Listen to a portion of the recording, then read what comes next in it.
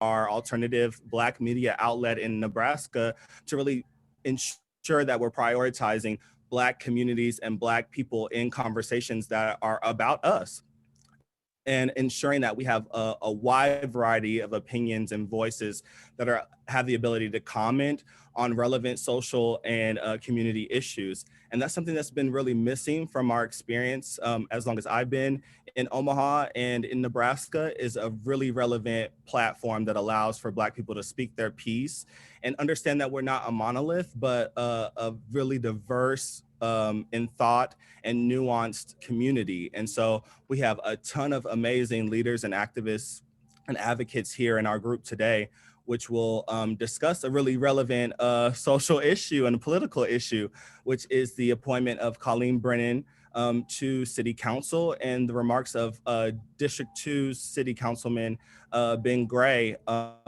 in defense of his yes vote and in defense of Colleen Brennan as a person, which I think we all have really interesting thoughts on that. So I'm Joaquin Fox. I'm a racial justice advocate and activist here in Omaha. And I'll do a brief introduction of the folks that we have on the call, and then we'll hear more from them as we go down the agenda of this conversation today. So right now, I'm just gonna call your name. Please feel free to do a wave. And then as you speak on the questions that I ask you, feel free to give a little bit of a background as to what brings you to this call today. So I'm just gonna go down the list of who I can see right now. So Qasim, Shabazz, do you wanna give us a wave so people know who you are? Awesome, coming from the chair of the Black Agenda Alliance. We have Alisha Shelton. Everyone knows her from her amazing run statewide race that she did beautifully in, and we really appreciate her activism and advocacy throughout that period. We have Jonathan Lathan, who is a candidate for District 2 City Council. We have Justin Wayne, who we all know and love, that's representing us at the legislature. We have Manne Cook, who is an urban planner. Terrell McKinney, representing LD11 at the legislature. We have Bear Alexander from Pro-Black. Isaiah Calloway, who's a community activist and advocate. Stephen Abram, who is also a City Council District 2 candidate. Tamika Meese, who's an amazing community activist and representative of the James Scurlock family. We have Precious McKesson, who does 1,000 amazing things, but as you can see from her background, she's the Black Caucus chair at the Nebraska Democratic Party. We have Peyton Zyla, who is a community activist and also a candidate for District 2 City Council. LaVon Stennis, a nonprofit executive and community advocate. Who am I missing here? We have Alexis Bromley, another nonprofit executive and an amazing urban planner activist as well. Marcey Yates, nonprofit executive. Jasmine Harris, who does an amazing work throughout the community and is also a candidate for mayor. And I think that is everyone. So again, just a little bit about this series.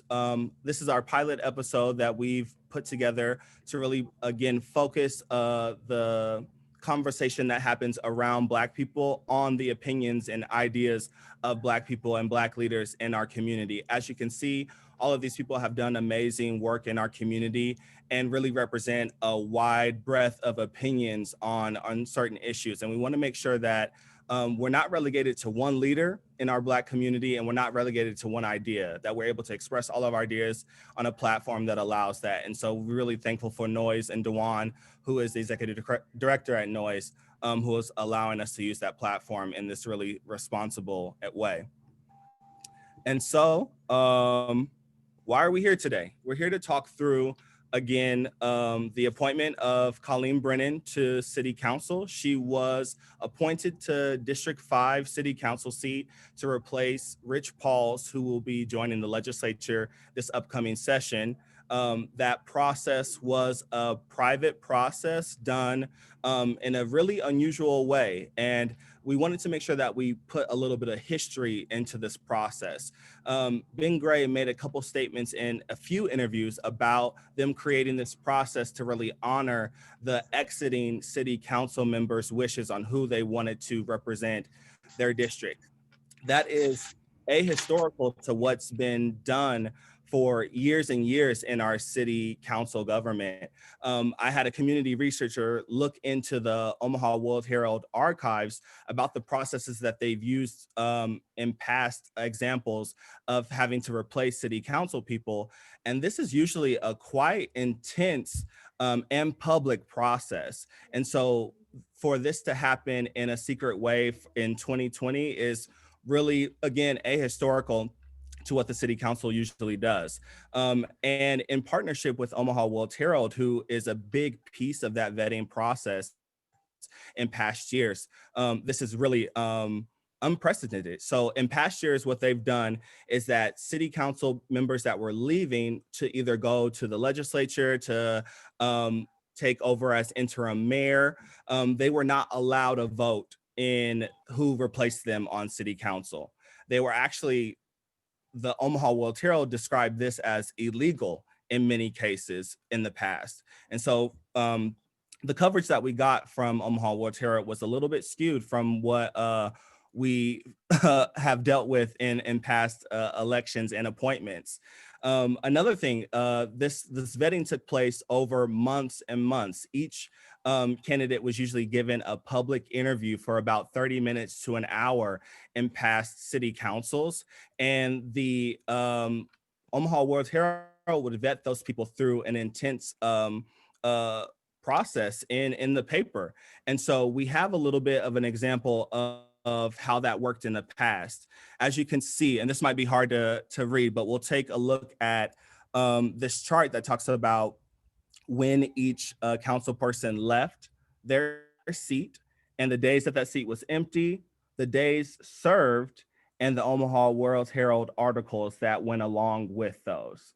And so as you can see from most recently, there's only one article that had to do with the city council appointment in Colleen Brennan's case. As we can see in past appointments, 12 articles, 9 articles, 10 articles, 8 articles, which had to do with a real vetting process that was public and in partnership between the city council and the Omaha World Herald. So there were claims made by city council members in this appointment that there hadn't been a process before, and they created this process to ensure the wishes of the exiting council member were upheld.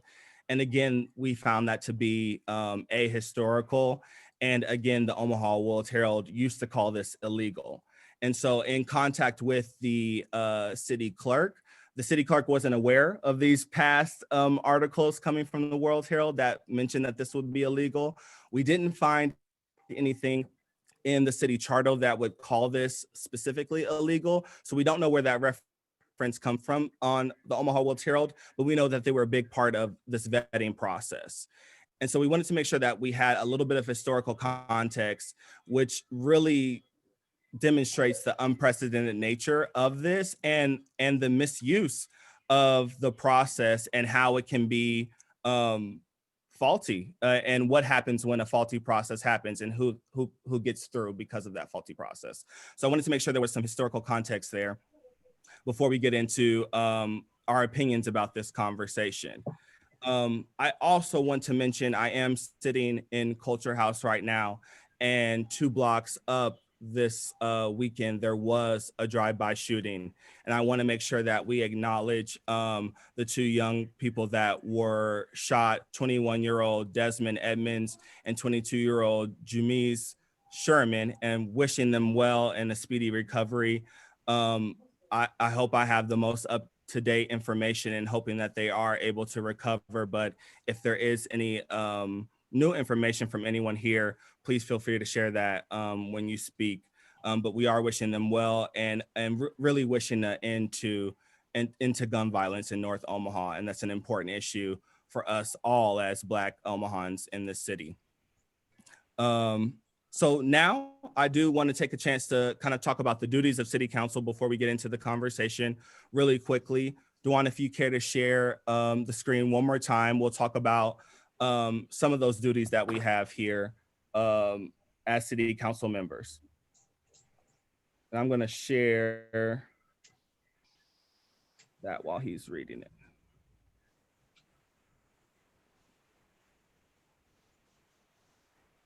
Awesome.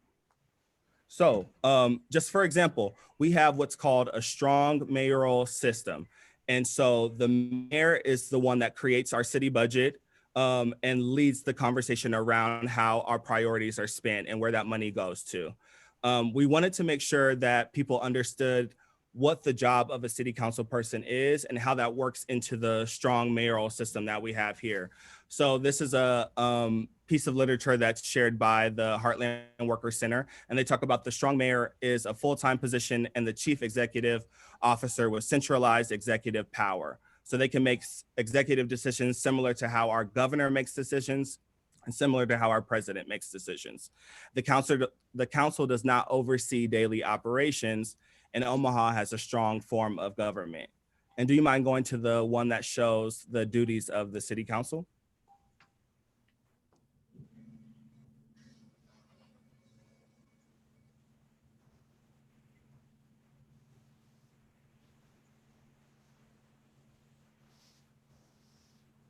Perfect. So I'll read these off to you really quick. As local legislators, council members are responsible for and responsive to the citizens who elected them. Depending on the city's charter and state laws, they may perform the following functions: review and approve the annual budget, establish long and short-term objectives and priorities, establish tax rates, pass ordinances and resolutions, modify the city's charter, regulate land use through zoning laws, regulate business activity through licensing and regulations, regulate public health and safety, communicate policies and programs to residents, respond to constituent needs and complaints, and represent the community to other levels of government. All right, that's all the background I have for you all, and I appreciate your patience as we get to this conversation. So now that we're clear on the roles of government, of local government, and we understand a little bit of the history of this specific issue, I want to talk to the people that we have here, the leaders in our community, and I'll start with some of the elected officials. I think it's really important for us to understand local elections and the impacts that they have on our community specifically, because we bear the brunt of a lot of the harm caused by policy making that leaves us out of the conversation. And again, this appointment to city council feels like we've been left out of that conversation, and we want to make sure that our voices are heard and we have a real clear plan of action as to how we get that done. So I wanted to first throw it to Senator Wayne to talk about his vision for North Omaha and the partnership that's necessary to achieve real development economically, politically, and otherwise. So Senator Wayne, do you mind speaking to that?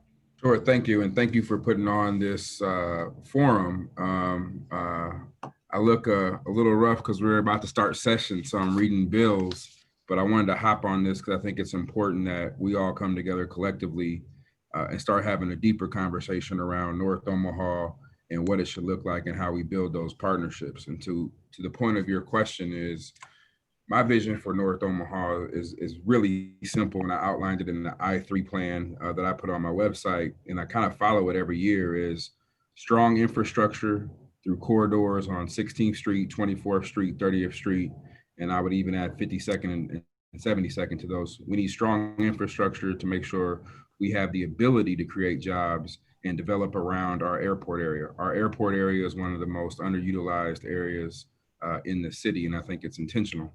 And so what I think we need to do in working with Senator-elect McKinney is introduce bills around economic development to where Black Omaha and North Omaha, and sometimes they're different and sometimes they cross-connect, are independently economically self-sufficient.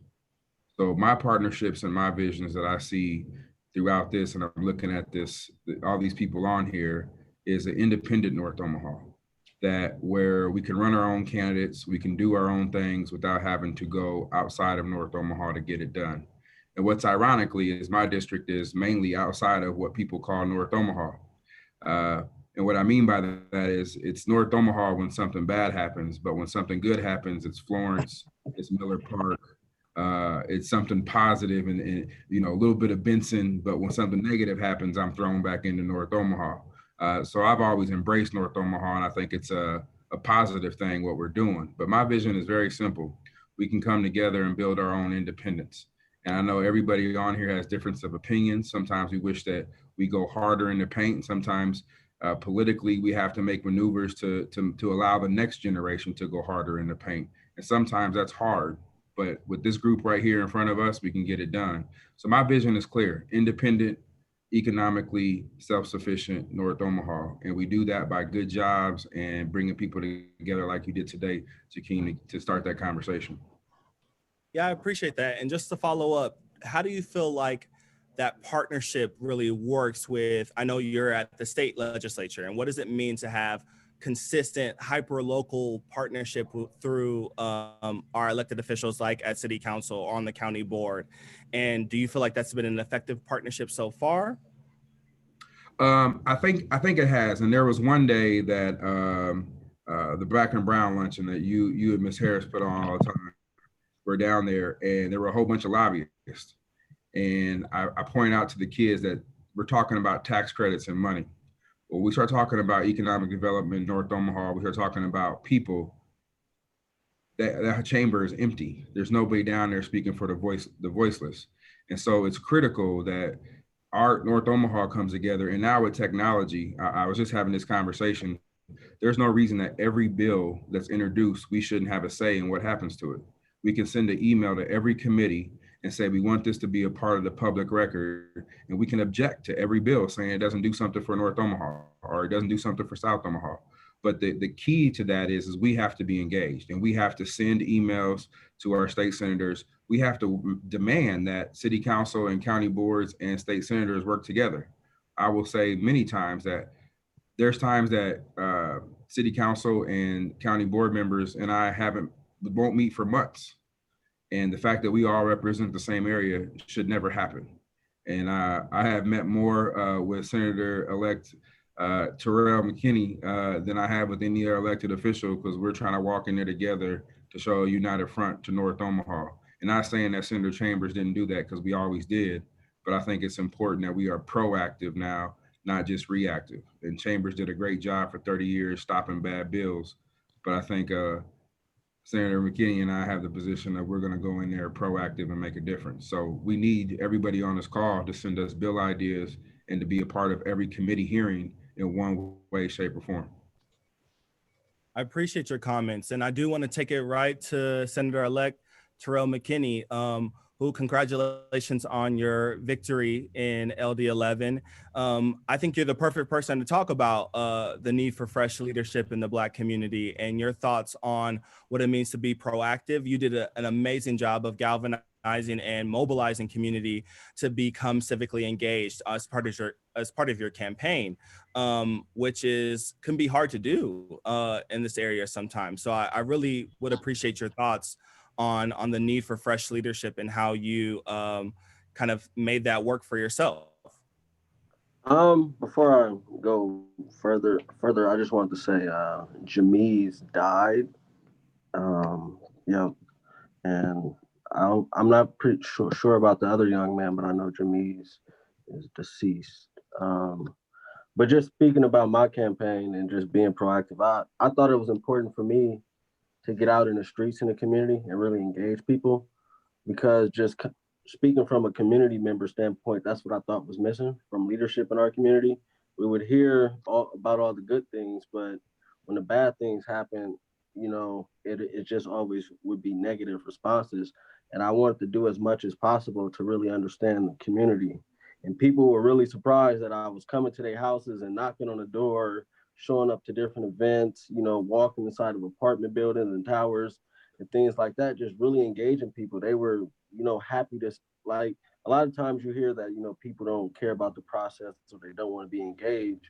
And sometimes we got to meet people where they at. And that means being proactive. We can't wait for, our community to come to the table. We got to take our community to the table.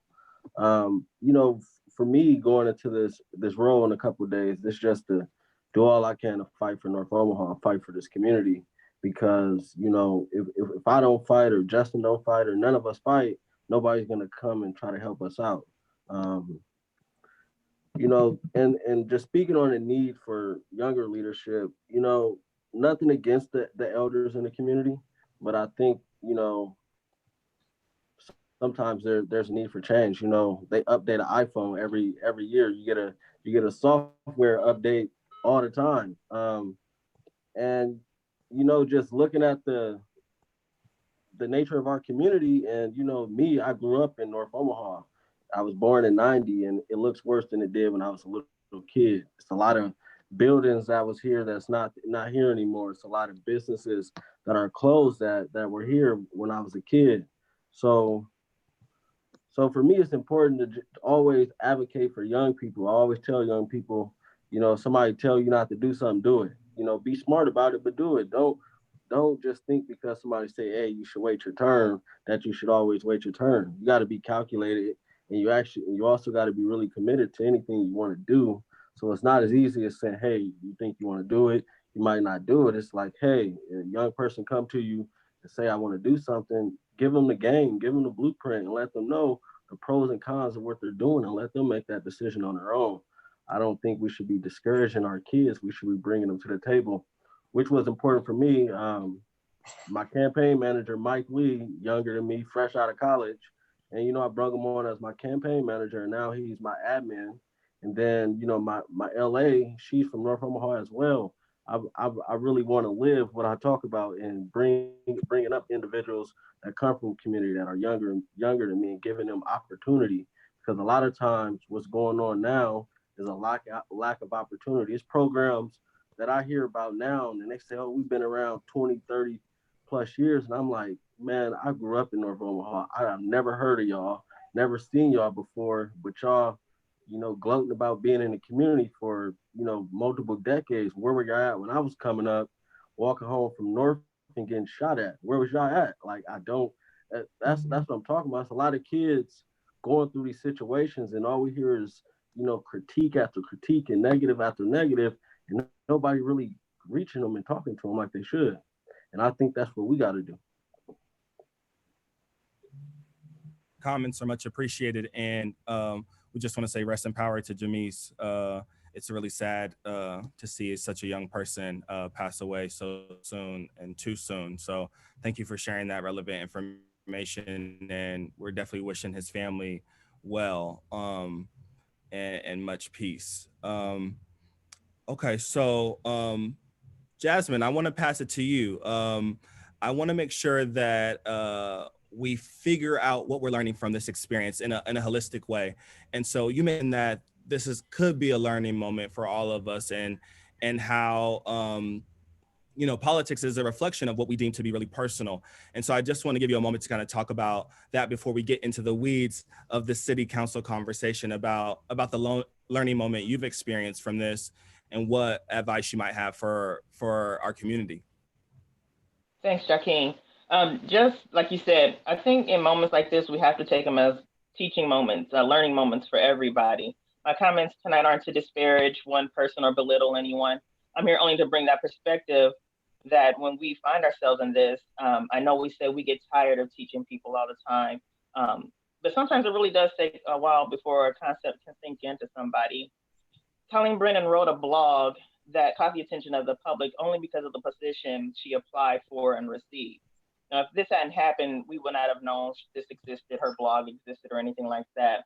Now, whether it was on purpose, that it was brought to our attention, or by happenstance, we may not know. But what we do know is that personal perspectives permeate politics. And let me say that again, personal perspectives permeate politics. And what I mean by that, let me break it down. So I used to write an opinion column for the Omaha Star called Unapologetically Opinionated. And much like opinion columns, when people write blogs, it's a reflection of your inner opinions mixed with what's going on in the world. There may be parts where the writer has interviewed somebody else or other people to get their opinions, but for the most part, it is the writer's opinion, their perspective. Now, putting the personal perspective out there just to write is totally one's freedom to do. But the issue now comes into when that person decides to run for an office and become an elected official, where those personal perspectives come into play. Unconscious and implicit bias, or those opinions we don't necessarily pay attention to when we navigate life or make decisions, are what creeps into that decision-making process of an elected official. And that's what I mean by permeate politics. So with Colleen, her writing was inflammatory, tone deaf, and offensive, and this continues to perpetuate the systemic racism that we fight so hard to dismantle. For me, this is a teaching moment for her. Words that we use matter. Those opinions that we put out there matter. So now we have to be able to hold her accountable when it comes to passing legislation from a city council standpoint. Are you putting those same kind of thoughts into what your process is when you make these decisions and how you go about impacting the Black community? We know words matter because we have this back and forth with traditional media all the time, trying to ensure that they capture the correct words to talk about Black people in the Black community. It's all about intent versus impact. And I think we forget that a lot of times. We intended for something to happen, but it didn't land that way. So Colleen's intentions may not have been, or may have been to have a conversation around race relations. The impact and how she went about it, though, is what caused the rift. And in a society where we are now, everyone is focused and vigilant on race relations, it's not enough for someone to say they're not racist. She's saying she's not racist based on the words she said. But what we must be intentional about are the words we use, the actions we take, and our opinions have to be anti-racist. And I think that's that teaching moment. So people need to know what is I'm not a racist versus being anti-racist is now. So again, let's take this as a moment to ensure that we are being cognizant of the language that we're using, the impact of what we are intending, and those conversations that people want to start. Let's make sure that we're doing them in a way that's going to bring about action that's actually going to get us to move Omaha forward. Yeah, I appreciate your comments. And just so everyone knows, I'm not an unbiased opinion on this topic. And so I don't want to ever present myself that way because I'm on the side of Black people 100% of the time. And one of the questions that raised for me is like, yes, there's the opportunity for her to learn, but do we allow her to learn at the risk of our demise or the risk of harm to Black communities? And a lot of the times the opinions of people that hoped to start a conversation but weren't adequately equipped or intelligent enough to do so are allowed to fail up instead of to fail down, which maybe should be the case in this instance. And I just want to make sure that I think we understand as a community that we're not really tolerating people failing up to our detriment anymore. And so I think part of this conversation is how we use our power to make people accountable in a way that affirms Blackness and Black people and what we're striving to gain in this community. So that's my 2 cents on that one. And I appreciate Jasmine speaking to the opportunity that we all have to learn, because there's a lot of different lessons to learn in this situation for sure. So I want to move into the process of the city council appointment. We talked about this a little bit earlier and the lack of transparency that happened and how ahistorical that actually was to so many of these instances in the past. I think there's been 7 other instances where the city council person that was leaving was not allowed to vote. We saw that Rich Pauls was given a vote. And even though we know that wouldn't have changed the outcome of the vote, she still would have been appointed to this position. It's another lack of accountability and transparency that we have in this process. We saw that there were 17 other applicants for this position. I think 12 were named in the Omaha World-Herald article. And what we're saying when we appoint Colleen Brennan is that she was the best that District 5 had to offer out of all of those applicants. And that's tough for me to swallow with all of the information that we have about this person right now. I think we're going to get into this in the conversation, but Ben Gray is strongly advocating for Colleen Brennan, and I'm not exactly sure what that relationship looks like. We've heard from other sources that Preston Love Jr. has been a strong advocate for her behind the scenes as well.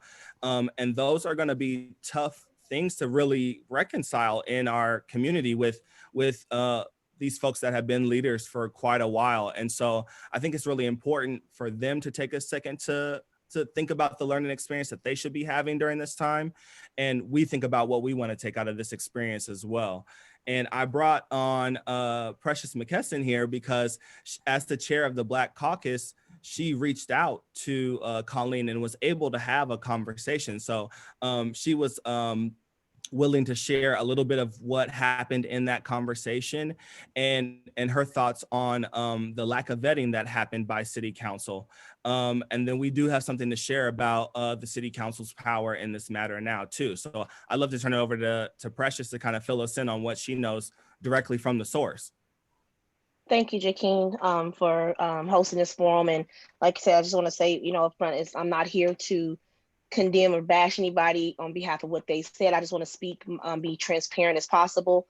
In regards to the situation, I did reach out to Colleen Brennan twice via email, and then I had to and then never got a response. And then I responded to her on a Facebook post, and then I got a call from Ben Gray, who then asked me to meet with her. Now I will say, and I told Ben Gray, and I told Colleen, I will be very transparent with anybody who asked me about the conversation. I was very upset the fact that she did not want to meet with the entire Black Caucus exec team that I had asked. I told her I asked her, said this was a safe place for her. I figured that we needed to have this conversation. Is number one, is she's an elected official. Number two, she's a Democrat. We're going to give you this space to have this talk with us. And when she declined, when I talked to Ben, they were adamant about having the conversation one-on-one. At first, I did not want to do it, but then finally I went ahead and I agreed to do the conversation because I figured I needed to know what was going on so I could relay the message. So I did have that conversation with her via Zoom. And taking from that conversation, number one, prior to the conversation, I had did some research and got some information on behalf of the City Council, how this works. And I'm not thinking that it's illegal for them to vote. I think what has happened in the past, they have abstained from voting, just given the respect of that seat. I think they do have as a city charter, they have the right to vote because they are still considered an elected official on that seat because they have not technically been sworn into their new seat. So I think what they've done is just out of respect is abstained from it. But in this case, it looks as if the City Council had all came together. Rich Pauls was in full support of having, they were all in full support of having a woman fill that seat. From the conversation that I had, there was not a full vetting. Basically, they went off of her application. No one did a Google search. And some of the City Council have basically taken responsibility and said, you know what, should have went a little bit further in detail in this one. And she had support from local outsiders to say they are in full support for her. So when myself and Colleen had the conversation, and I'll just be honest, I did not go in there to give her an out. That conversation was going to be very hard for her. And I explained to her instantly that I was not happy the fact that we did not have the conversation with the Black Caucus. And I told her I did not agree with Preston nor did I agree with Ben support of what they were doing. So she knew that up front before we started the conversation. So just a few bullets from the conversation that we had. She basically stated that the blogs are not her thoughts, but from third-party conversations that she's had with people. She's not ashamed for what she has written, but sorry for hurting folks. I was told that she had a prominent email from a prominent elected official that I still have not, seen from AOC, sent her an email saying some things that was not happy with her. Said that, basically was just not happy. I was asked that, the people who are not happy with her, if we could give her a chance. And I told her at this point that the apology is too late because number one, and I'll be honest with you, I hope no one gets offended, you have to own your shit. when you do something, you own it. And she did not own it. And at the point in time, a week later, an apology at that point would not have sufficed for any of us for her to apologize, because at that point would have been like, it's just basically saying apologize so we can get it done with and move forward. So I told her that it was kind of a little bit too late, that she had to own it. And just advise her that folks are not going to continue to sit by and let them run Omaha politics. She was releasing a press release. And just, basically we went through that whole conversation. I mean, they feel that the narrative was wrong, that the Omaha World Herald attacked her. But again, anybody that looks at the art, looks at the blogs and see the blogs will know. I honestly, back in, I think June, she had written a blog on Don Klein. And in that blog, she had said, I can't remember the exact word but what she used, it was kind of like, I felt attacked personally because I know that I was the one who read that resolution in. And so I replied to her and had asked her to remove me from her mailing list. That was back then. Didn't know that this was going to happen, 6 months later. So we had the conversation. She felt it was a learning for her. She did acknowledge and apologize and wanted to talk more. And I told her, we would talk more. I just wished her good luck. I think at this point, honestly,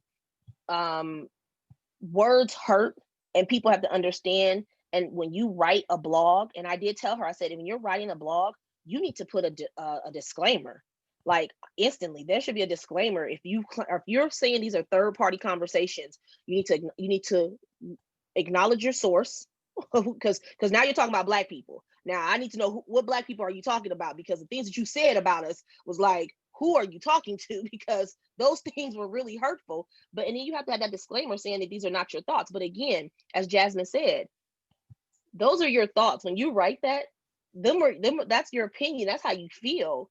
And there's no way around it, and I do feel that, we needed to do a better job, excuse me, of holding any of our elected officials or candidates, hold them all accountable, especially in the climate that we're in right now, with our racial justice and things that are happening on a daily basis.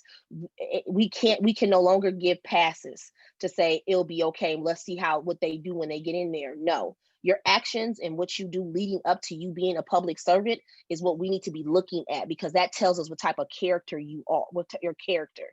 So in regards to that is where I am at with that. Again, we are going to reach out again and request a meeting. I have just actually invited every candidate, and I'll just say it, and I have to do this disclaimer, now people get mad. Every candidate is a Democrat. I'm sorry, guys. I know you guys have some awesome independents out there. I know, but I'm a Democrat. So Peyton, don't take it personal, but we'll get with you. I'm gonna get with you, Peyton, okay? Definitely invited to a forum, and I invited Colleen, so I'll wait for her response to see if she will join us at our Black Caucus meeting this Friday. Peyton, you're more than welcome to come on and listen in if you would like. I'm going to give you that invitation. Definitely, and Jonathan, I think you replied to me already, right? Okay, I didn't want to forget anybody. So yeah, so definitely, we need to have that conversation, and we need to make sure that we are vetting every single candidate on every platform. I don't care if Culture House is doing a forum, William at the Boss doing a forum, however many forums we need to get the message out, because everybody has different people they're touching. We need to get that out. So definitely per the charter, that'll be the last thing I follow up with, per the city charter with the city council, there was talk about how to go back in and do a motion to reconsider the vote, but due to the city charter, it's in there, they cannot do that. So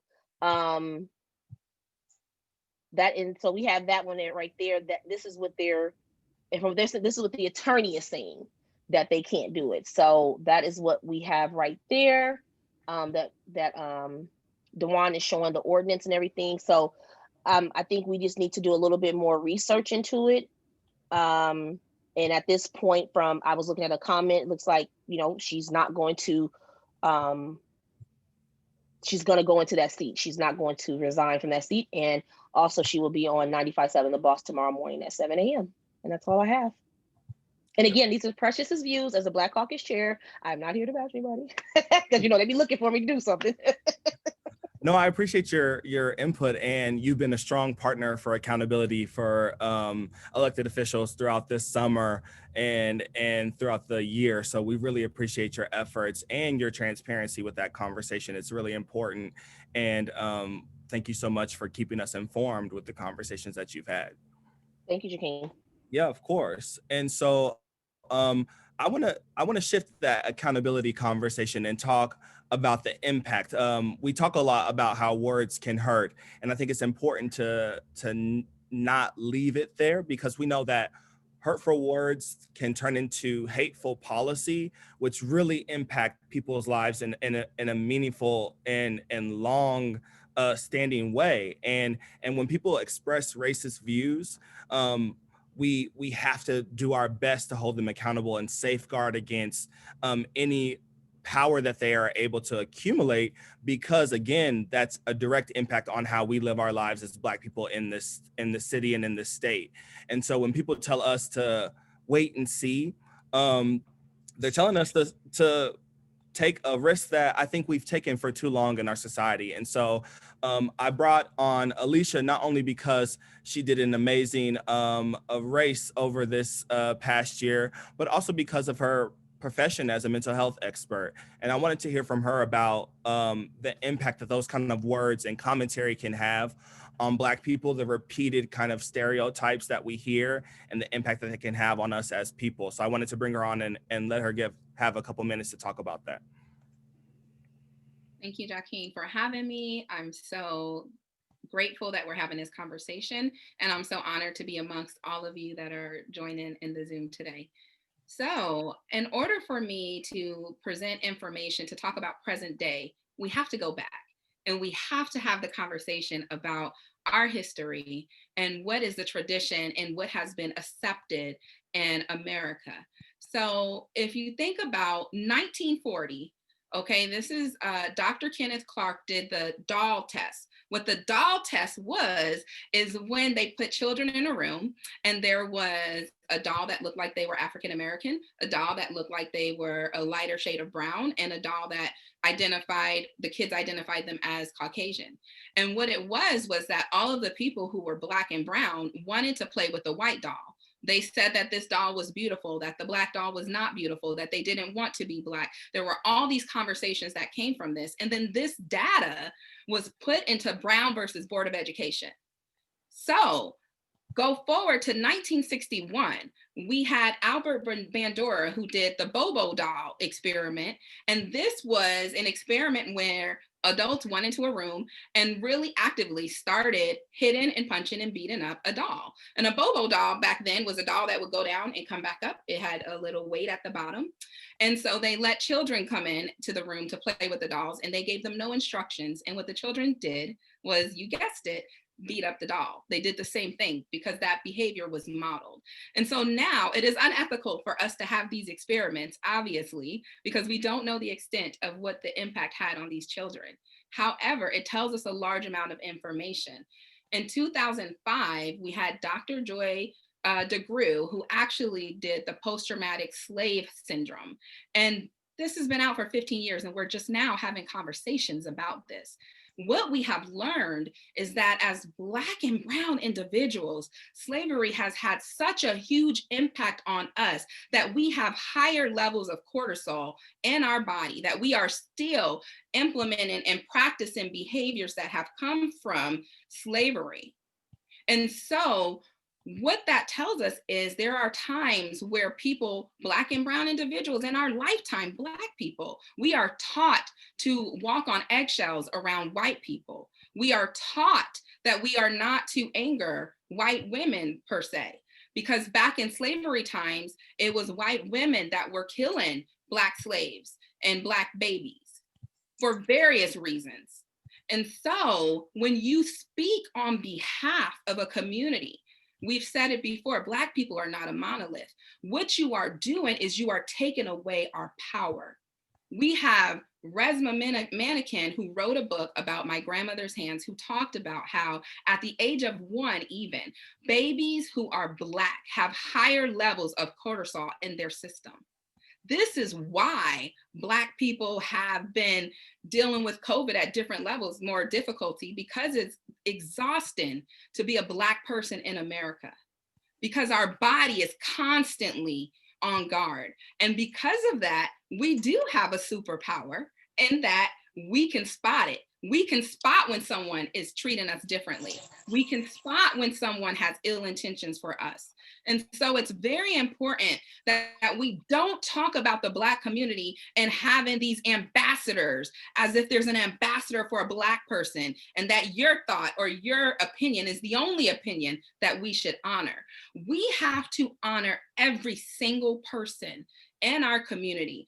We have to ensure that we are reaching out to our elected officials, because as their constituents, it is our right to do so. Because if we don't share our opinion and our voice, what is happening is we are walking with a level of shame, a level of doubt, and thinking that we are not good enough. And this is inherently passed down to us. Typically, every Black person has had a moment in their life where they stated, I am going to do this for me and not take the opinions of what other people say about me. And that is a part of this system of white supremacy and comes from slavery. So I am speaking today. I appreciate the historical context. Yeah, we have to do that. You know why? Because it's still relevant today. Every group that was impacted by some type of large, what you would call a slavery to be, a large impact in their race, in the Holocaust, we have had people who have had counseling. Slavery happened all over this world. Name one continent where therapy or support was given to a group of individuals after they became free. It did not exist. And so it's important for us to know that we have to hear each other. We have to value the opinions. If one person is offended in 2020, we are putting you on notice. We expect everyone to address everybody's opinions. We expect elected officials to speak out and to state what they are going to do differently to ensure everyone feels safe in their community, because that is our right as Americans. And so I am speaking from the mental health perspective, and I'm so excited that you invited me to do so, because I don't think we have this conversation enough on how this impacts us and even is passed down to our kids if we simply don't call a spade and say that it was wrong. Thank you so much for your expertise in that area and the historical context. I think it's really meaningful. And I think putting this into further context, I had a conversation with LaVon Stennis, and she made an amazing point about the inappropriate timing of the blog post itself and when it was actually released. So I want her to kind of speak to that comment that she made to me in our conversation about what she gathered from what it meant for an elected official to write what was written, and at the time that it was written, at the height of social injustice and racial unrest in America. So I'd love for LaVon to speak on that a little bit more. Hey, Jakeem, I don't see her on anymore. Oh, yeah, okay. She dropped. Yeah, I don't see her I'll on do it anymore. for her. She was messaging me the whole thing, and when I finally get to her, she gone. So and I'll expand on her point because I thought it was really interesting and important. Colleen Brennan wrote the Conversation on Race blog right after George Floyd was murdered by police in Minneapolis. And I think it's really important that we understand the irreverent lack of cultural competency that it takes to write those kind of inflammatory statements at that time when the entire country was coming together for the largest march on racial injustice that this country has ever seen. And globally, this was a global phenomenon that happened where so many activists and demonstrators came together to protest injustice, specifically in the name of George Floyd. And she was able to write some of the most racist and inflammatory comments I've seen out of Omaha in a long time at that point, and what it means for a person to be able to do that, and the disconnect they have from reality and from the important conversation that we're having on race, and then to claim that this was satirical and that she was starting a conversation when the world was mobilizing on racial justice and against police brutality, I think is really is strange to say the least. I can't say any of the words I want to say. But I think it's really important that we acknowledge that and to really put that into context in what type of elected official that this person could be, to be able to do something so wrong at a time when we're experiencing heartbreak in so many different ways based on police brutality. So I think that's a really important point that we bring up and put into context here, because it's not just harmful words, it's the timing of those words and the impact that they can have on people at one of their worst moments. So I'm going to move ahead because I want to talk about the connection that Ben Gray has to this issue and the community and why that matters here. And I want to start with Tamika, who is a representative of the family of James Scurlock, who a lot of activism was there to support that extreme injustice that didn't happen because of police, but was enabled because of a culture of white supremacy and racism. And I want to make sure I say rest in power to James Scurlock. We spent the summer protesting in his name and doing all the work that we could to make sure that he was honored in whatever way possible. And that was the community response. But I hope that she'll be able to speak to the connection that this issue has to our city officials and her feelings on what happened this summer. And I want to turn over to you, Tamika, to kind of flesh that out for us. You're on mute still for us. My bad. Hi, everybody. Thank you, Joaquin, for that introduction and for including me in the conversation. You know, I'm gonna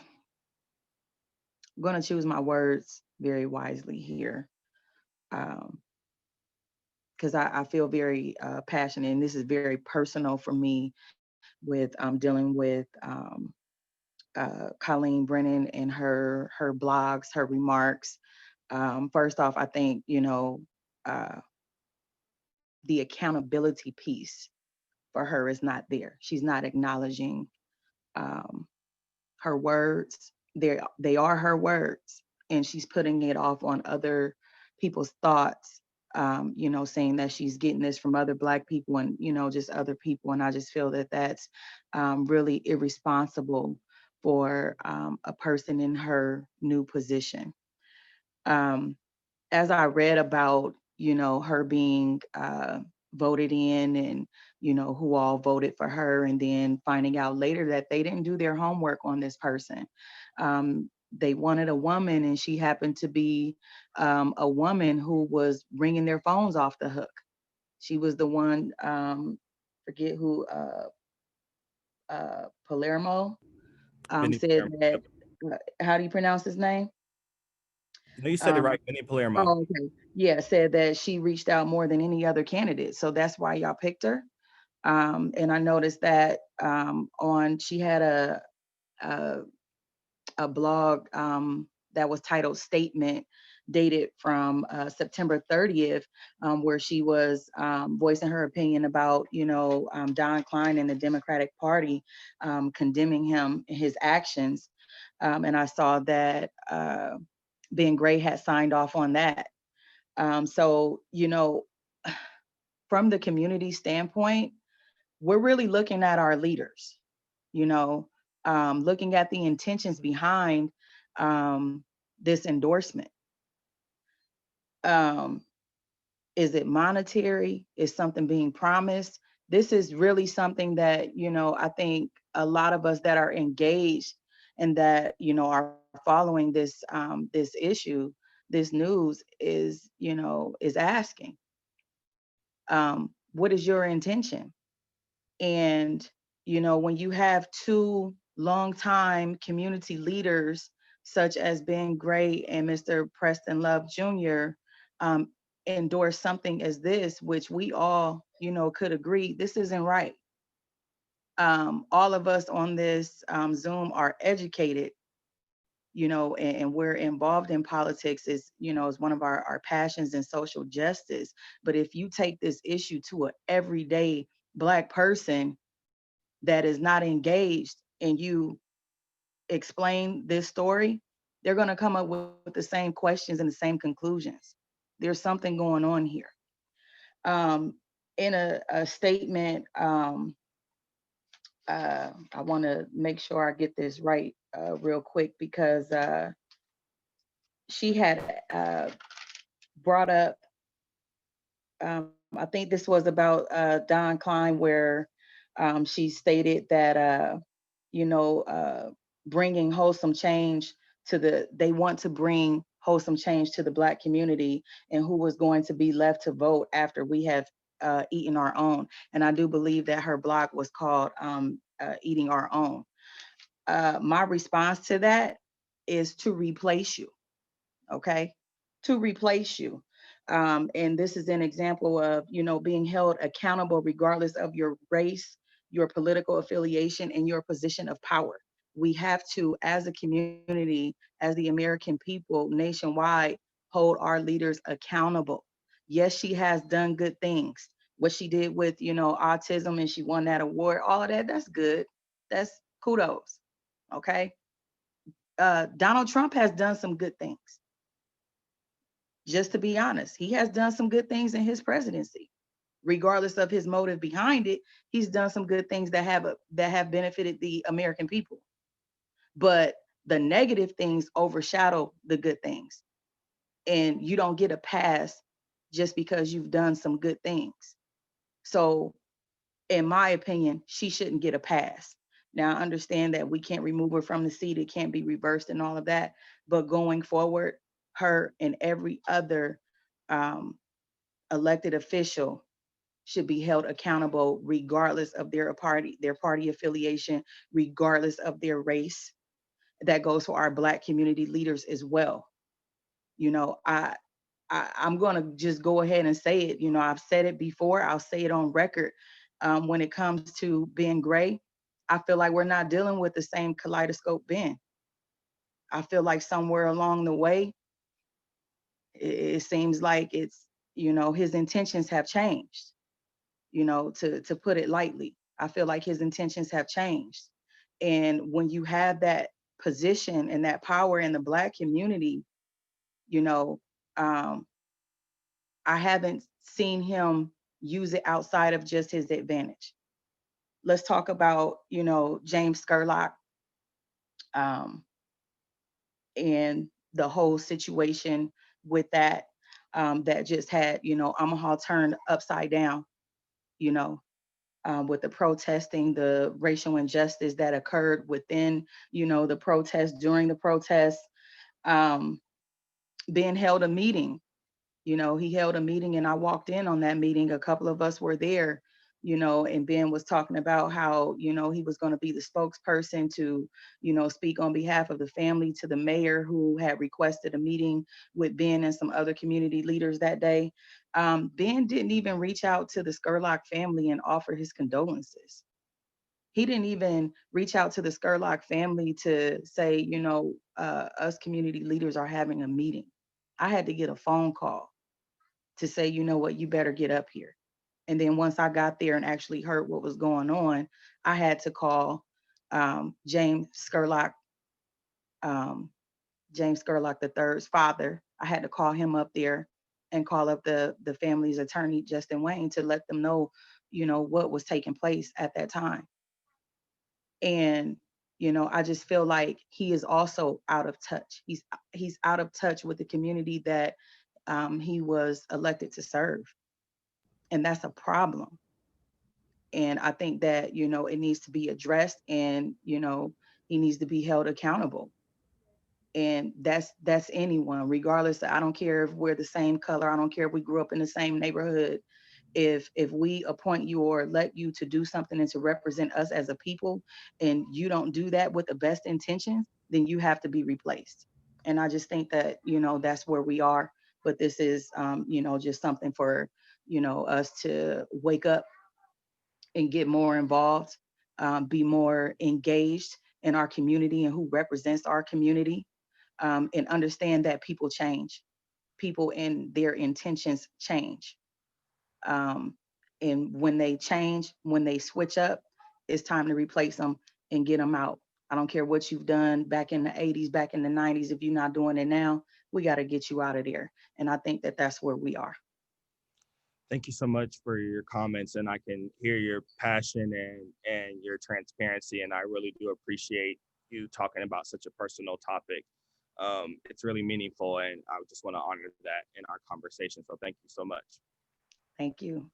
Yeah, I think we can continue talking about the conversation and the kind of representatives that we have in our district and in our city, and how that resonates with where the community is at right now and on community issues. And so I want to pass it over to Qasim, who's the chair of the Black Agenda Alliance, to hear about the impact that the lack of leadership that some people have expressed in our district specifically and in our community has impacted our families and our friends and our people. So I'd love to hear from you and see what you have to say. All right, I want to thank you, Brother Jakeem, for producing this platform. I did let you know earlier on that I'll always have your back, and that your warrior spirit resonates with the warrior spirit. Okay, and I'm a part of the removal process. I'm that problem. Okay, so what I'll say, and forgive me, I'm a little tired. I've been working all day. I'm gonna make it short. I don't think Colleen is as big of a problem as scripted Blacks that are put in those positions. As Tamika said, Ben Gray is not the same person he was on Kaleidoscope. As a matter of fact, I was in a room with Ben and Willie in my earlier 20s when they were in there with Susie and begging for endorsements and stuff like that just to get his particular position. Where was Ben Gray during the Skurlocks? Where is Ben Gray during the Kenneth Jones? Where was Ben Gray during the Mike Brown? He's shown whose side he's on. Where was Ben Gray during the people's endorsement of Terrell McKinney? He was against Terrell taking that position. Okay, so that right there, within itself, should have told us and let us know exactly who he is and exactly what his intentions are. Okay, he does not, from my understanding, I'm not no political person. I'm just now really starting to get in this, the understanding of it, and sometimes I wish I wouldn't have. It gives me such a headache. It's terrible. And man, I come from the streets. See what I'm saying? I've put several things in place. I am one of the founders of the Black Agenda Alliance. We myself, Terrell McKinney, you have Brother Calloway, who's on here, Steve Abraham, several of us are the ones who sat outside in my front yard and put that rally that took place at the Malcolm X Center. We put that together in 2 days, the BAA. So we try to, and of course it was, we were put in a position where it was a reactive, because it was it was something that we didn't foresee coming, but we had to bust a move. I've been out there with Terrell. Okay, I've seen Jonathan Lathan get out in the streets and get busy. I've seen Tamika. I'm right there next to, that's my cousin, by the way, Precious as well. It's a lot of people on this platform, man, that I appreciate. Ben Gray, again, I'm a part of the removal process, so he has to go. And now you're dealing with the generation that man, we're tired. I'm from that generation that either we ended up on drugs, we ended up drunk, we ended up dead, or we made it this far. And most of us didn't make it this far. See what I'm saying? Man, God's will. There was another sister who spoke, I think it was Sister Shelton, I don't know, she spoke in regards to the culture shock. And that's more so the direction that I lean towards. For myself, I don't care how many policies and procedures we put in place, okay? If the black people, if the black family is not resurrected, then we're dead anyway. See what I'm saying? We're dead anyway. It's not gonna make a difference when you're putting policies and procedures in place for people who's dead. It makes no difference.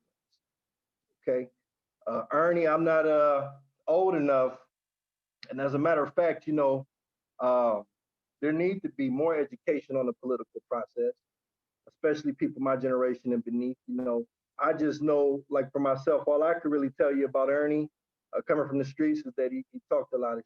Excuse my language. Okay, but he put in that work, and I liked him because he put in that work. But I really don't know. You know, some of you are a lot more educated on the bills and stuff like that he pushed forth. But if those, which is why I'm having a hard time now, we got. I love Terrell to death. You see what I'm saying? I love Terrell to death. Very transparent and unapologetic about his approach. I'm having a hard time as we speak, deciding who I want to get, because I do have my voting rights. You see what I'm saying? As far as the city council, because I'm not looking for me personally, and I'll never, from a street perspective, with my very own pool, endorse brothers who are not willing to go in there and be as unapologetic about the approach. I'm not as worried about Colleen as I am appointed black people who look like us that are put in those positions. Okay, and Ben Gray has to go. I'm not surprised by Colleen. Colleen is doing what her nature tells her to do, because that's what their nature tell them to do most of the time when they get in that position. I'm not gonna say all of them are, but that she's doing what she's bred to do. Be deceptive and do what she do. See what I'm saying? So we got to quit playing these games, and we got to quit acting shocked, and actually appreciate people like her for being transparent. We need to appreciate Colleen. We need to appreciate her for telling us her intentions. We need to appreciate Donald Trump for telling us his intentions. You see what I'm saying? We got to be appreciative when those types of things come up amongst them. And we got to quit backpedaling. I'm gonna say this one more time, then I'm done with it. I am not as concerned about a Colleen, though we're gonna deal with her, Brother Jakeem, we're gonna deal with her. I am not as concerned about her as I am as a Ben Gray. I'm done with it. I hear you. And oftentimes it's that kind of like push and pull between like, how do we ensure that we're concentrating on who we are as a people and who we are as a community, while also deflecting the many arrows that come our way from non-Black people sometimes, especially when it's political power. And so really understanding the balance of an intention to protect Blackness and to really galvanize and mobilize what we're doing in our own community, while we're distracted sometimes by the many things we have to face from people that are outside of that community. So I definitely hear you. We're talking about getting people politically, no other way, and really focusing what that intention and power looks like. And so I want to give Isaiah a chance to talk about what he's hoping to see from new leadership in our community. Isaiah, do you want to kind of talk about that? You've been doing some good activism and community work for sure.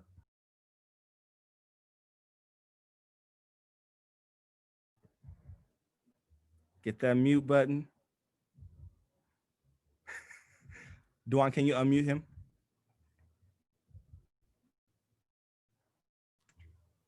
Can you hear me now?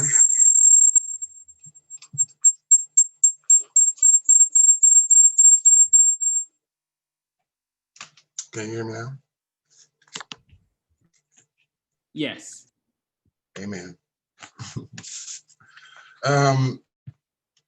What we would like to see from new leadership. I mean, there's a plethora of things. I like the way that Brother Wayne came off with the way he wanted to see what his vision that he wanted to see going forth with North Omaha, and that's what you want to see coming from a leader, coming from any leader. You want to see their vision, and you want to be able to see it clearly and be able to follow it clearly. And then we want to be able to know that that vision is going to be able to directly impact us and our community. We want to be able to know that you got new ideas that's going to be able to be brought forth that are going to be able to make change. You know, we've done certain things in the past, but we want to hear what you're going to bring forward that's going to change some things. We don't want to do the same thing, because the definition of insane is doing the same thing over and over again and expecting a change. We want to do something different. We want to hear that from our leaders. And just like Brother Qasim was saying, when people like Kenneth Jones and Skurlock, they get impacted in the community, we want to see you out there, or we want to hear that you at least sent your condolences. I had said in the conversation with the Jones family, and they was just talking about how no one in the community, as far as the leaders, have reached out, and I think that that's just unfortunate. They need to know that us as a community are on their side, everyone as a broad spectrum. I appreciate the newly elected officials that we have. My brother Terrell. Appreciate you. Yes, I made sure that even my mom voted for him. Because I've seen him out here, and I've seen him in the community. I've seen you, I've seen you do things, and you even in a couple of groups that I've been in, that I am in. But that's what we want to see from our leaders moving forward. We want to know that you are involved. We want to know that you know personally what's going on. And then, when you have these visions, and when you bring your vision forth, we want to see that you follow through with that vision. I think Sister Tamika said that, there was a change with Brother Ben Gray. And unfortunately, and that's all I hear when I hear about him. Once he started out on a level of pro-blackness, and then somewhere, that just kind of diminished. And I pray and I hope that, with our newly elected officials, that, I see the same thing that I've been seeing out of you guys thus far. I hope that you don't change like, other people have, and we don't want to name call, we don't want to point fingers, but it is what it is. The Bible says that, your fruits, the fruits that you bear will, tell who you are. And so therefore, it's what you do. It's how we know who you are. And that's why it's important about Sister Colleen. Honey, you have made these comments, and all we can tell is what you said. And that's the only way we can judge you, is by what you said. And so therefore, these opinions that you have made and the statements that you have made, that's all that we have presented. Some of us don't even know you from a can of paint. Some of us only know you by the blogs that you've written and that such. And so to say that these ideas are of someone else's is absurd to put on your platform if they are not of you, of your thought. It just doesn't make sense to me. But I would say that, with what she has been said, I think that, everything happens for a reason. And with what she's been saying, I think that she's very informed about what's going on in the Black community. And I like that everybody has used the word accountability, because, it's our job. It's each and every one of our jobs on here to hold her accountable. We can't pull her out of office now, but we can hold her accountable. And so therefore,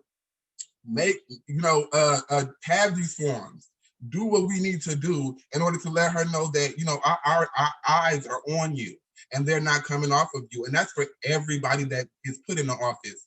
I have a relative that's running for office, and I have a good friend that's running for office, and for city council. And I endorse both of them. But as soon as anybody or any one of those jump off the course of what we have been setting on, that's when I jump off of that train. Because all of you on this post know, or all of you on this forum know, of my views and the way that I feel about my community. And so, yeah, that's what we want to see out of new leaders. We want to see you go in that thing with an idea, follow through with it. Follow through with it. The same idea that you started with should be the same one that you end with, and we should be able to follow through with you. Again, Jakeem, thank you for the opportunity to just speak and have this platform. No problem. Thank you so much for your comments. Precious, you had a quick comment? Yes, I just wanted to say, because Isaiah, you had mentioned that the Jones family, Kenneth Jones over South Omaha, the young man who was killed by the police, that said that no leadership had came to see them. I just want to put for the record, I personally went over as the Black Caucus chair with a meal, as well as a substantial check that was approved by our Black Caucus to the family. So they did have a leadership that went there. It may have not been who would, but I just want to make that for the record that the Black Caucus did give a substantial amount of money to the family, as well as a meal. And I personally took it to their home and had a talk with his mom and his aunts and his sister. And which we appreciate you for sure. All right, so the next part of this conversation, we wanted to talk about the physical representation of all of this work and what it means for us to talk about a neighborhood perspective and the growth or lack of growth that we've had in this community. So I wanted to pass it to Alexis Bromley to kind of give us her perspective on how neighborhoods in other areas and other communities have seen a sense of flourishing, but that North Omaha really hasn't seen in these few years. So I wonder if you could speak to your thoughts on that from your position in your neighborhood work. Yes, thank you, Jakeem. For neighborhoods, I'm going to break it down into 3 large buckets that each of us can fill up ourselves with what it takes to reach that level.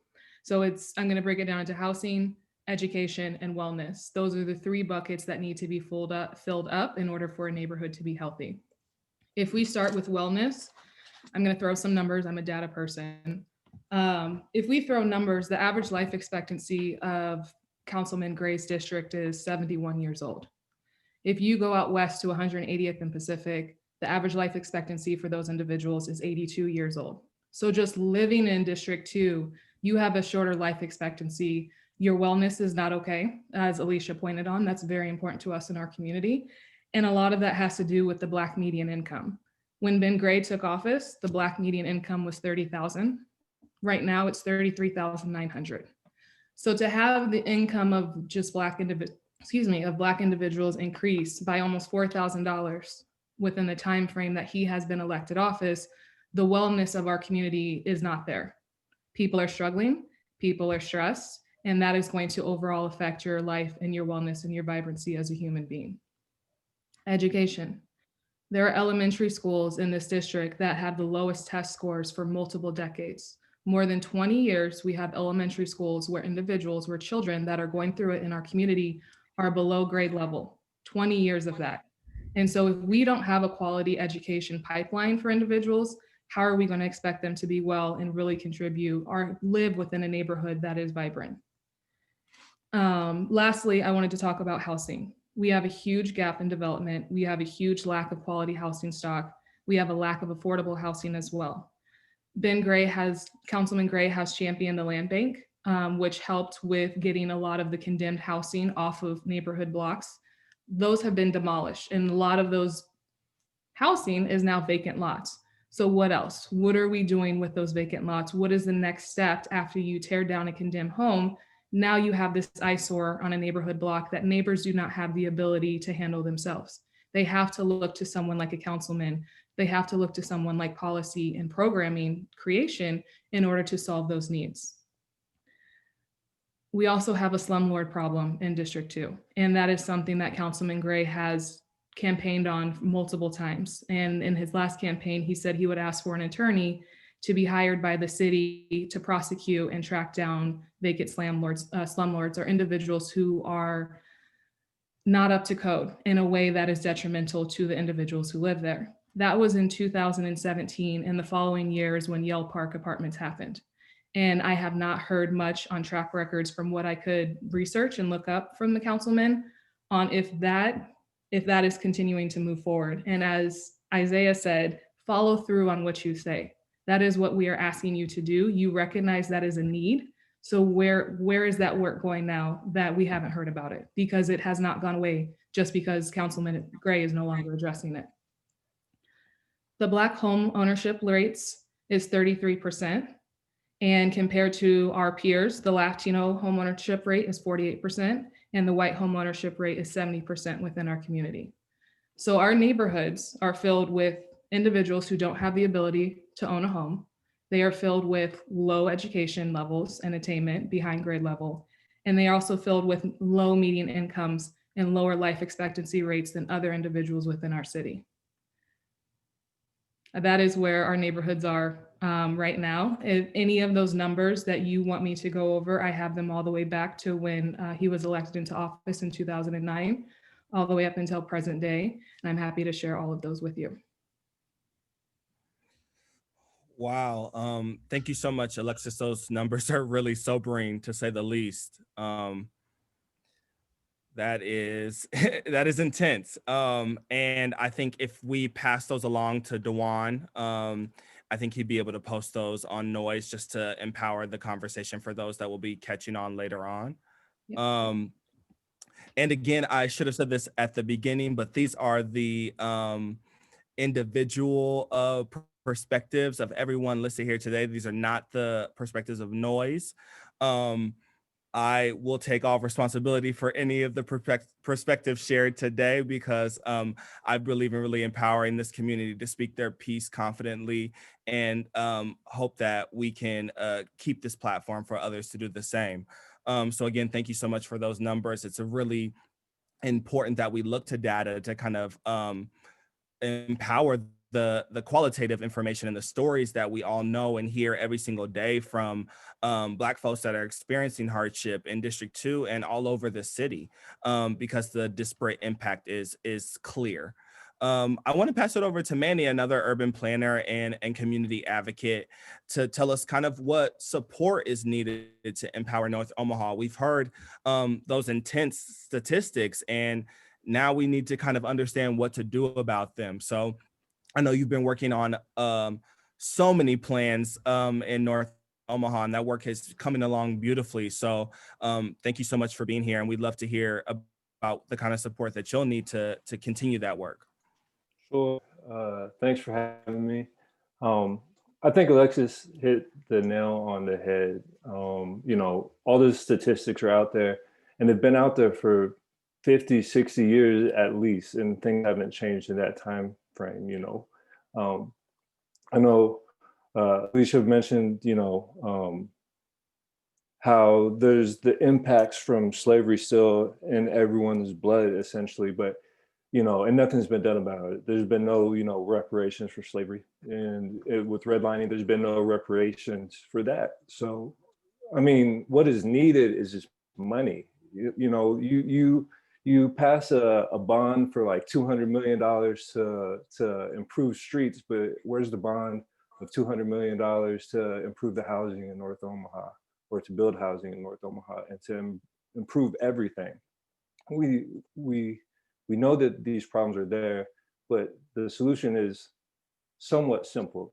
We need funds for it. And I know Justin just posted something there, the LB 866, I think, is the bill. I hope he corrects me if I'm wrong, but it has a lot of good things in it. It has, you know, the requirements are being placed on the city. It also has some funds for some housing development. And it's an amazing start. And I don't think we've seen anything like that in a while. I just know that we need that sustained and amplified. And, you know, anybody who's going to hold, you know, that seat on city council needs to be an advocate and champion for those things. And they can't be afraid of taxes, you know. We gotta get the money from somewhere. It needs to go into the community. That's what they're for. And that's what I think is needed, is just funds and money coming into the community. So. Yeah, and I wonder if I can ask you a pointed question about, do you feel like you've seen that support coming from our most local elected officials? And do you kind of affirm that there might need to be a shift in leadership if that's not something that happens? I mean, I think that you can go down 16th Street or 24th Street or 30th Street and you can look at it, and some places are better than others. I think that like I said, you know, I think everyone here is convinced that they don't want Ben Grady in office, or a lot of people. It seems that way, but I think it's very, very important to consider who else is running. Like, you know, I know a few of the folks here on the call are, and I think there's some great individuals here. I think, but you know, you've heard it from many perspectives. You have to. It's a job. It's a great responsibility, and you have to be a champion for the causes of the community. And you know, I'm still looking for someone to wow me, I guess. Well, I appreciate your transparency. And again, like, no one's on this call to be pressured to say that they don't like a certain elected official. I'm looking for really honest opinions about how we move this community forward. So I appreciate the honesty and want to make sure that we all mirror that same honesty in how we approach this issue, not from a place of trying to a gotcha moment on some candidate or elected official, but just an acknowledgement of the reality of our situation, which I think is really important. I want to talk to Marcey, who's been a great friend to me and support in the work that we've done over this summer. And aside from being an amazing hip hop artist and producer, has been a great advocate this summer on the necessary changes that need to happen to increase economic development, to increase social justice.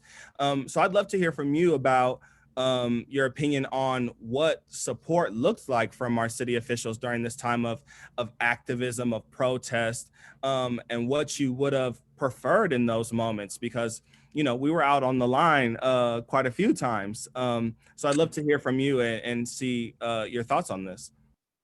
Yeah, for sure. First off, thanks for having me on, and shout outs to everybody else that's on here that spoke before me. But I feel what the support looks like from, you know, our officials. It looks much like how we've seen Terrell, how we've seen Senator Vargas, how we've seen Justin Wayne out here taking action over the summer. Now, I've seen them personally out here, you know, advocating things like that. So, you know, I really respect that.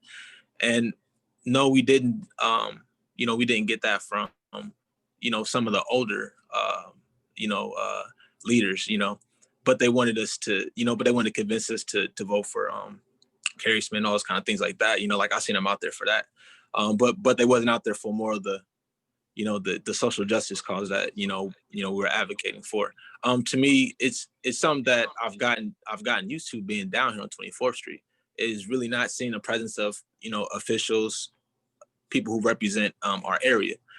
So, you know, I've gotten to where partnering with younger or partnering with newer groups, partnering with people with the same energy, you know, it works better. It works faster and it's more efficient. I feel like it's, you know, we can sit all day and complain about those ones that ain't doing this, ain't doing that. Well, this year, right, this opportunity to have these new officials in, we carry that energy from last summer. You know, this is a whole reason of making this push, elevating the guys that are, elevating the folks that are, you know, running for position. Like, you know, we take the energy and we put it this way. These are the reasons why we don't vote for Ben Gray. These are the reasons why we don't vote for, you know, Colleen. These are the reasons why we don't vote for them. You know, these are the reasons why we should vote for X, Y, and Z. You know, I think makes sense. And taking that approach is like where we don't have to be at these tables anymore. We you know, create our own, you know what I mean? And with the followings that we're doing with the new age, social media and all those kind of things, you know, that's why it's important that younger folks that are in tune, you know, getting these positions is very important, because that's how you have your reach, you know, and how you stay in touch. So, you know, the more that all of us like that's on this conversation continue to work together, and everyone that's viewing and watching, like, this network spreads, you know, and I feel like change will happen. But, you know, we focus on it ourselves. We can't really worry about who's not doing it for us. You know what I mean? We have to move it forward. I hear you, and I think what you're saying really mirrors what's happening nationally. We've seen so many activists that have come from protests and demonstration and community organizing that are making real transitions into the political realm. Congresswoman Cori Bush being a prime example of her joining the what's been called the squad in Washington, and coming from a real background of community organizing and activism. And I think that trend is happening across the country. And so we hope that we can really mirror that same energy and provide opportunities for folks that are doing great work. I want to go and kind of ask that same question to Bear Alexander, who is a pro-Black organizer and has been on the front lines for so many of these relevant issues of injustice and police brutality, and really hear from him what you think about activism and the need for genuine partnership with city officials in all positions to make a more progressive Omaha. You've even had conversations, you and Markel, another leader in the pro-Black community, with police and sat down in a mediation recently. So I'd love to hear about your thoughts on what a genuine partnership with city officials can look like and what you're hoping for from the spring elections. Yeah, definitely. First things first, I do want to say rest in power to Mizo. I knew him from a little bit. I'm friends with his older brothers, and that was really, really a tragic incident. It happened a few houses down from my house, actually. So it was really tragic. And then also for the Jones, in regards to the Jones family, Pro-Black has been doing a fundraiser for Kenneth Jones family with T-shirts, stickers, and then we also were able to raise $800 in presents for his children as well for Christmas. So that was a great thing as well. I do think it's extremely imperative to establish a base of relationship with city officials. But then at the same time, we also have to recognize the system that we're working with and the system that restricts said city officials. So if we can get an amazing progressive person in office, our expectations for them are so extremely high that the system will never allow to flourish. And so by us getting a person elected into a position, that's only the first step. The real step is attacking the system that is relentlessly and continuously oppressing people and Black and brown people at a disproportionate rate. I think somebody brought it up about how they believe that Colleen's comments, maybe that wasn't her intentions, or maybe that she has some learning to do, or maybe she just needs to learn some things. The Black community doesn't have the luxury to have somebody in a position of power to do that learning while she is on city council. She's not a soccer mom who's just discovering her racist tendencies. She's in a position of power, and as a Democrat as well, who is showing an extreme resemblance of a Dixiecrat. So she is no friend of the community at all whatsoever. Malcolm X always, in regards to Ben Gray, Malcolm X always said that the oppressive system will always put a so-called Black leader in a position of power to push their white supremacist agenda. And that's exactly what Ben Gray has been doing for the last 2 years, is he has been pushing the white supremacist agenda against the Black community, and he's a wolf in sheep clothing. And also I want to point out, I was doing some research, and correct me if I'm wrong, on the population of North Omaha is around 88,000 members, but Ben Gray only got 5,000 votes to get him into office. That's no representation of the community whatsoever, which leads into my next thing of we need more civic engagement. We need to stress, and everybody on here as leaders in the community, we need to stress that civic engagement. We need to get people to the polls, but that's still only the first step. We can't let that suffice for our movement at all, just getting them to the polls. We need extreme civic engagement to mobilize to people for protests, for boycotts, for putting the pressure on our system that we feel as though it's slapping us in the face. Also, I did want to bring up, I forgot who brought it up about, I think it was Qasim, when he said that he's not as worried as about Colleen than he is about Ben Gray, because Ben Gray is supposed to be for our people. And I do totally acknowledge that. And Stokely Carmichael always said that if a white man wants to lynch me, that's his problem. It's my problem if he actually initiates that lynching. we as a community need to look at our members as brothers and sisters instead of an individualistic mindset, which we as community organizers move forward in. I think, but to draw back, I do think that it is extremely imperative to build those relationships with city officials. I do want to point out, though, that Pro-Black is extremely adamant on not working with Omaha Police Department. You kind of brushed that up. We believe that the Omaha Police Department and police departments across the country are the enforcers of a system that oppresses Black and brown people. So to talk with them, they can do nothing but changing laws, changing ordinances or anything along those lines. They just enforce them. So in that engagement, for those relationships, we don't feel that that's necessary, but we do think that's necessary on a political aspect with city council members, senators, legislators, and so on and so forth. Yeah, I appreciate those comments. And I think it's important that we are strategic about when we form those relationships. It's tough to form the relationship while they're in office and expect them to change behavior because they've already become accustomed to the power.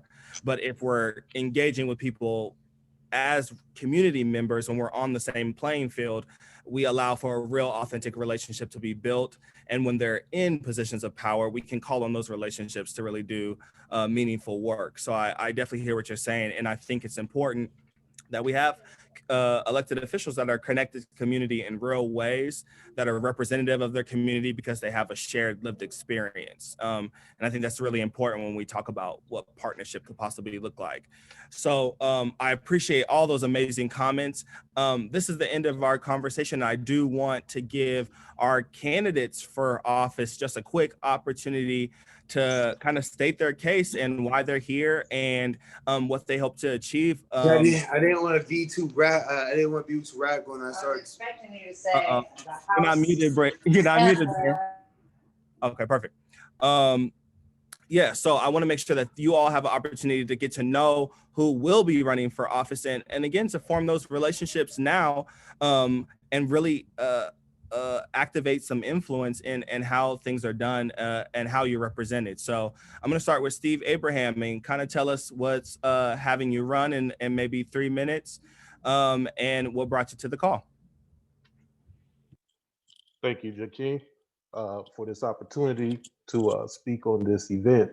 I just wanted to say that I did take a political stance against Colleen on my political page in regards to the situation that she brought at hand. Any offensive wording that is directed towards the African-American community needs to be addressed. Just like the situation with law enforcement, when we talk about the abuse of power. I kind of want to give you an overview about who I am and why I'm running. Like I said before, my name is Stephen Abraham. I was born at St. Joe's Hospital and raised in Logan Fontenelle projects. So I'm familiar with the issues that we talk about continuously throughout this community. The positions that I've held in regards to working and helping directly the citizens of District 2. I was the former Omaha Housing Authority Commissioner, where I was able to change the criteria for criminal convictions in regards to housing from 6 years to 2 years after conviction. That's huge because I was able to connect recidivism with couch surfing. Couch surfing leads usually to criminal mischief, which is a direct causation for overcrowding in our current jail system. Also, we talked about cultural competency. My degrees is in behavioral and social science and chemical dependency counseling. And I understand the post-traumatic stress syndrome from slavery that's been passed down as traditional values. Sometimes we could get caught up in those things, but if we break that thinking, in counseling terms, we call it relapse thinking, we can see that we have individuals that see value within the community and see value within themselves. That's going to form a better network of proper communication, conflict resolution skills are going to increase. And then once that happens, financial literacy is going to increase as well. You're going to be more willing and able to take care of your community by being responsible and having the ability to see the good and the bad. One of the other things that I've done I'm very proud of is that I was the census field manager for the United States Census Bureau, and I controlled Eastern Nebraska. I controlled all publications for the Census Bureau. During that time, we gathered data. One of the most important data that I found pretty interesting is in regards to Omaha Public Schools and its correlation with truancies. Omaha Public School has the highest poverty rate of all school districts within the state of Nebraska at 22.1%. Also, we have the highest unemployment rate of all districts within this community. These things are in direct correlation with the issues that we've talked about. As a former commissioner, I was instrumental in the C&I grant that was recently obtained through HUD, where we are addressing South Terrace and Spencer. And I feel that my ability to connect with the community, to allow them to be in part of the strategic planning that actually have their voice included in the development process is huge, is historical, it's never been done before. On my way out of being commissioner for Omaha Housing Authority, I released 3,000 vouchers to the public. That was in direct correlation to spark home ownership. So I went one step further. I worked with the Department of Agriculture so that housing vouchers could be used for individuals to move. If they feel comfortable within the district, they can move within the district. If they feel comfortable to move somewhere in a rural development, they'd have the ability to use their housing voucher to move and use it for home ownership in rural developments. I try to embark on the same mission my mother did. She was the Douglas County Housing Commissioner, and she was one of the women to sue the federal government to reformulate Section 8. That started right here in Omaha, Nebraska. I try to fill those shoes by implementing processes that will help returning citizens and directly affect African Americans within our community. I'm very adamant on repairing the broken processes within District 2. And I hope that individuals within the community will understand that. And I look for your support. Thank you so much, Stephen. I'm going to pass it to Peyton. Sorry. Hello, everyone. My name is Peyton Zyla, and I would like to start off by saying the recent appointment of Colleen Brennan is an example of the lack of leadership and the lack of communication that our political leaders are showing us, and it's put a real spotlight on it. We've been experiencing it for probably decades, but this year in 2020 have really highlighted the failures of those in power and those that we have entrusted to represent us. I'm an North Omaha native. I grew up off of 60th and Ames for 20 years. And the entire time from being a kid to now, I've seen absolutely nothing change. And I've absolutely seen no leadership. I've seen no direction. And if so, it's been minuscule and full of crumbs. When it comes to what I believe what we need for leadership, it's collective. Everyone in this call right now has skills and networks and just perspectives that we can all bring to the table to solve the complex problems that our community faces today. The hierarchical pyramid type leadership that we have seen displayed for forever almost can no longer solve the issues that we have today. One person can only do so much. This hero versus host mentality that we have, seeing someone as a hero or having all the answers to something because they market themselves well, has been a failing mindset that we've been following. And instead, we need to come together. We need to have to come together and have facilitators such as ourselves come together and be host for these conversations and host for solution creation for our community to solve the longstanding adversities that our people face. And when some things that I really want to focus on this campaign are economic investment and development. We've seen a lot of development and economic investment go into districts such as Midtown, West Omaha, and just areas that are far away from our community, and create jobs, yes, but with our terrible public transportation system, our people have no access to those jobs whatsoever.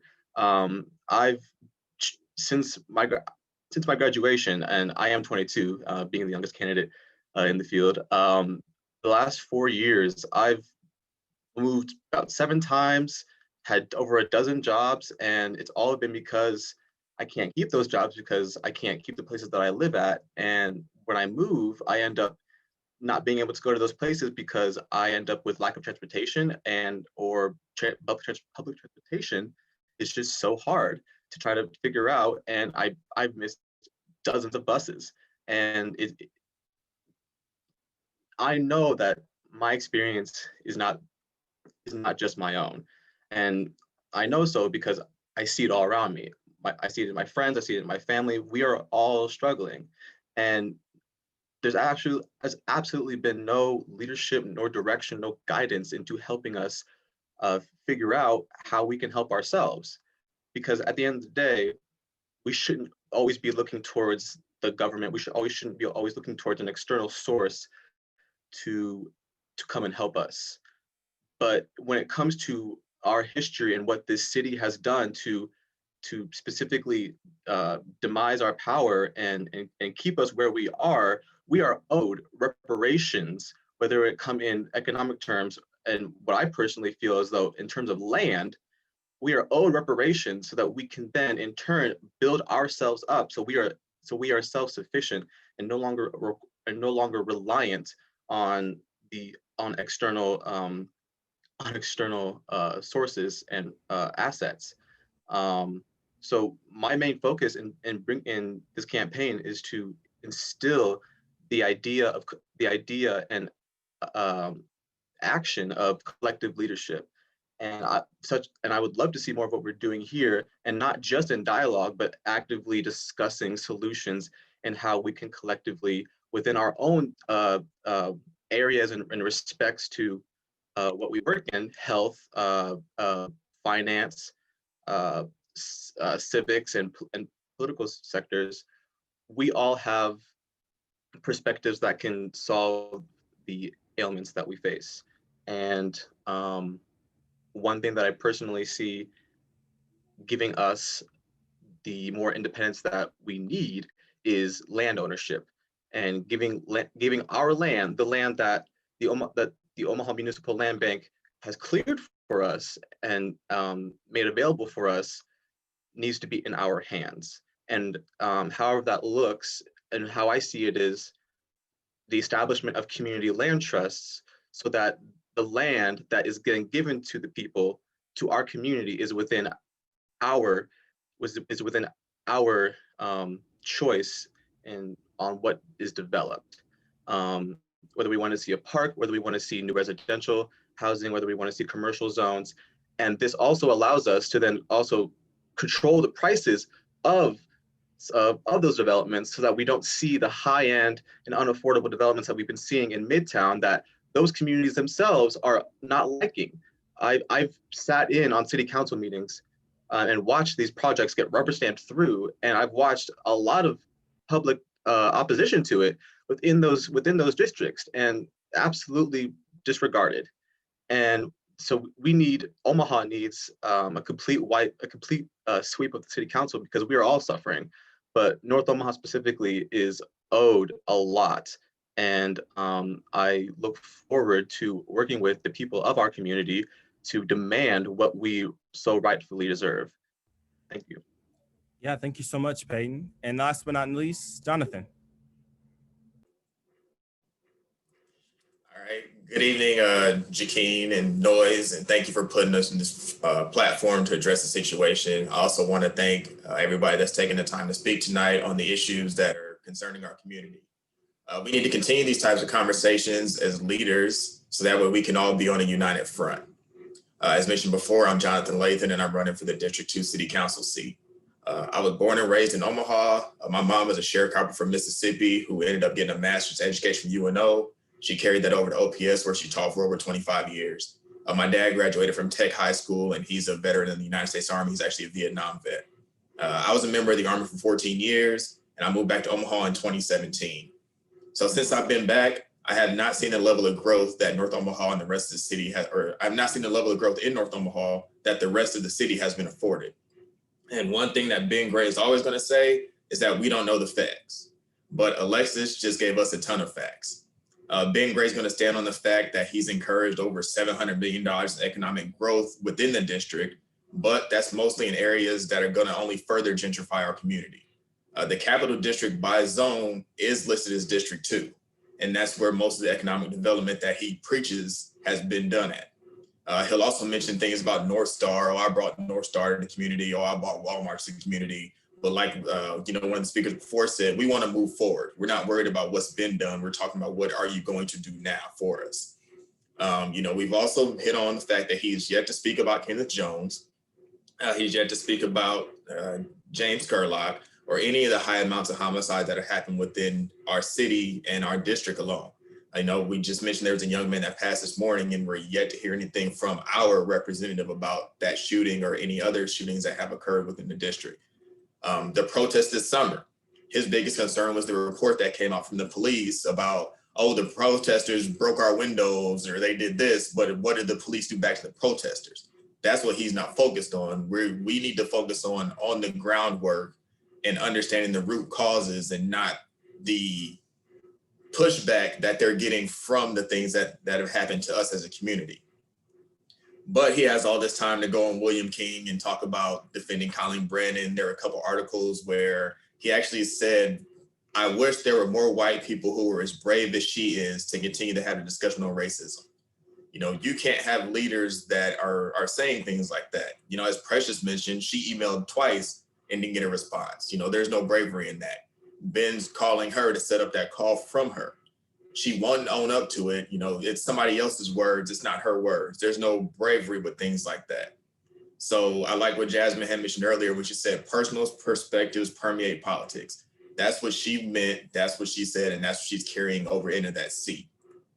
So from the beginning of my campaign, I preached about accountability and transparency. I've mentioned it and everybody on this call has mentioned accountability. We need a representative that's going to stand up for us. I've called out the mayor and the OPD, both on the Kenneth Jones shooting. I've been in active combat. I've been shot at. I've had to deal with actual enemy combatants and not just alleged civil unrest, from protesters in the city.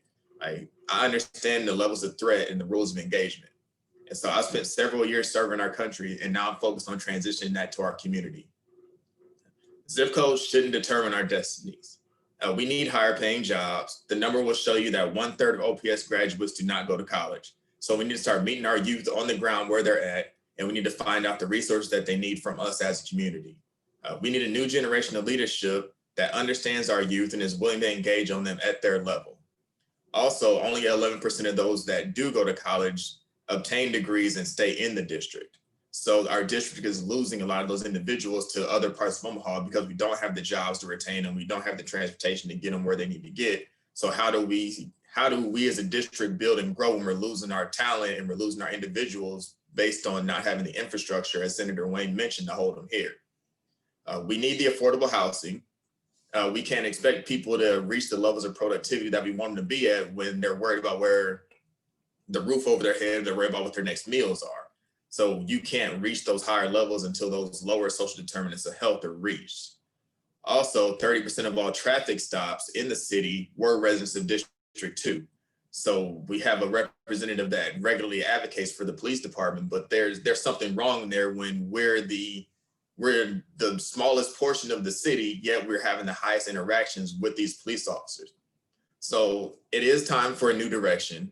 It's time to stop defending white supremacy and gentrification, and it's time to defend our communities. That's what we deserve, and that's why I'm running. You can reach out to me via Facebook or email, and then my new website will be up in the next couple of weeks, hopefully. I'll also be speaking on William King 95.7 tomorrow at 8. So that's going to talk more about my plan moving forward and addressing solutions to the problems that were brought up during the calls. I'm definitely going to highlight the economic development and transportation pieces, the housing and landlord concerns, and then overall community health as a whole. If you want to have if you have any specific topics that you want, like I say, go ahead and reach out and I can definitely address that for you in the morning. But thank you again. And thank you everybody that was on this call. We definitely needed this. Thank you so much, Jonathan. And thank you everyone for being here and for staying as long as you did. To the audience, thank you so much. Again, this is a pilot of a partnership between myself and Noise called What's That Noise? We'll get this tighter and more fluid as we expand that partnership, but I appreciate your patience and your interest in what the whole of the community has to say. And seeing that even 18 people here today couldn't address all of the nuance in our community. It's really important for everyone to understand that we are not a monolith. One person can't represent fully the interests of an entire community. And so it's really important that we have these conversations on platforms that allow for us to express that breadth of interest and that breadth of opinion inside of our community. So thank you so much for watching this pilot episode. Thank you so much for everyone being a part of that. And we'll see you soon. Thank you, Dewan, for hosting us. All right, bye-bye. Thank you. Thank you. Thank you.